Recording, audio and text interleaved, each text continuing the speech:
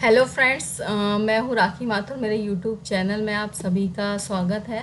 और आज हम पढ़ने वाले हैं पाइथन का लेक्चर 4 रिलेशनल ऑपरेटर्स। ठीक है। बाकी हम पाइथन का इंट्रोडक्शन और बाकी के ऑपरेटर्स से प्रीवियस वीडियोस में कवर कर चुके हैं। तो आज हम पढ़ेंगे रिलेशनल ऑपरेटर्स।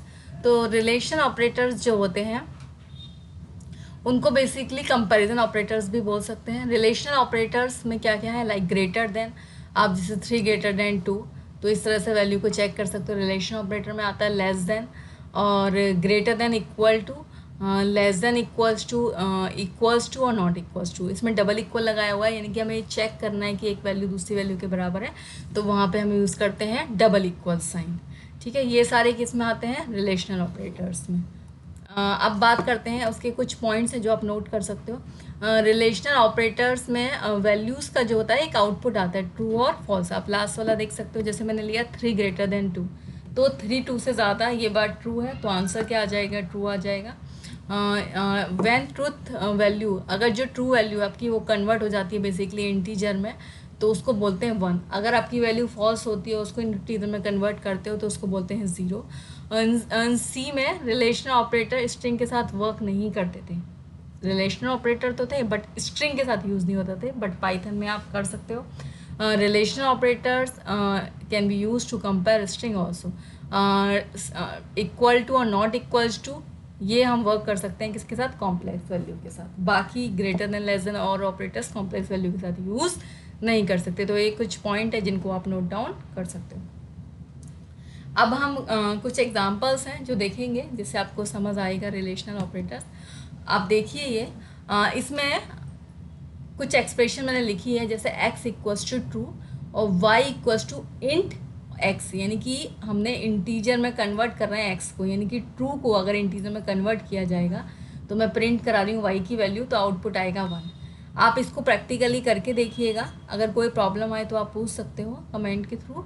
आप इसको प्रैक्टिकली रन करके देखिएगा, मैंने इसमें पूरा समझाया और साथ के साथ उसका आउटपुट भी मेंशन किया है। तो अगर आप ट्रू वैल्यू को इंटीजर में कन्वर्ट करेंगे देन 1 आएगा। आपको कैसे लिखना होगा, ये एक एक्सप्रेशन है, जहाँ पे आउटपुट लिखा आ रहा है उससे पहले जो लिखा है वो ना, यानी कि वो एक एक्सप्रेशन है। अगर आप लिख रहे हो अपने पाइथन के प्रोग्राम में, तो कम से कम आपको ये 3 लाइन लिखनी है, तब आप उसका आउटपुट रन कर सकते हो। तो आउटपुट से आप आइडेंटिफाई कर सकते हो सेक्शंस को अलग अलग।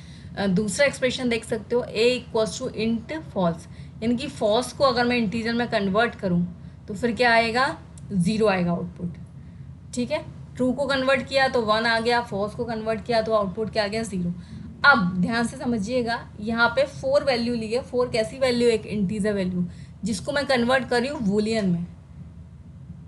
तो बेसिकली कोई भी 0 के अलावा जो वैल्यू होगी वो क्या मानी जाएगी, वूलन में ट्रू। नेक्स्ट की बात करूँ, वूलन में मैंने पास किया 1, तो 1 भी किस में कंसीडर होगा, ट्रू में। अब लास्ट वाला देखिएगा आप, 0, यानी कि 0 वैल्यू जो है, अगर इंटीजर में 0 वैल्यू है तो वूलन में वो फॉल्स मानी जाती है।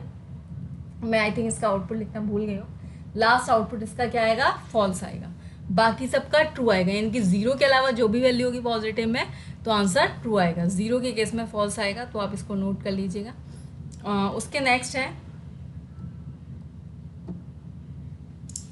स्ट्रिंग के साथ हम कैसे कंपैरिजन कर सकते हैं, वो यहाँ देखिएगा। जैसा मैंने आपको भी ऑलरेडी बताया था कि स्ट्रिंग के साथ आप रिलेशनल ऑपरेटर सी लैंग्वेज में यूज़ नहीं कर सकते, बट हाँ यहाँ पाइथन में हम कर सकते हैं। A equals to A B C, A B C एक स्ट्रिंग है, B equals to D F, D F एक स्ट्रिंग है।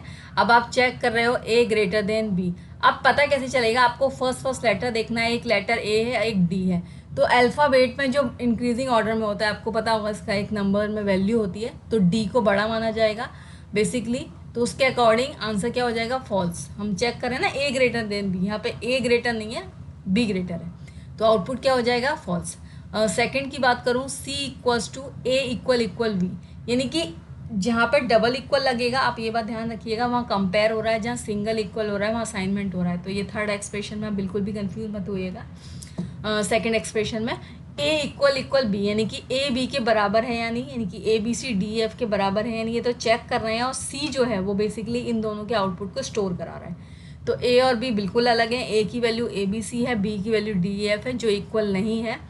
तो इसका आउटपुट आ जाएगा फॉल्स। अब थर्ड वन देख सकते हैं आप, ए में मैंने हाई लिया है, बी में हाई लिया है और दोनों को कंपेयर किया है, हाई और हाई बिल्कुल सेम स्ट्रिंग है, देन हमारा जो आउटपुट आएगा वो क्या आएगा, ट्रू आएगा। तो हम इस तरीके से स्ट्रिंग को भी रिलेशनल ऑपरेटर के साथ यूज़ कर सकते हैं।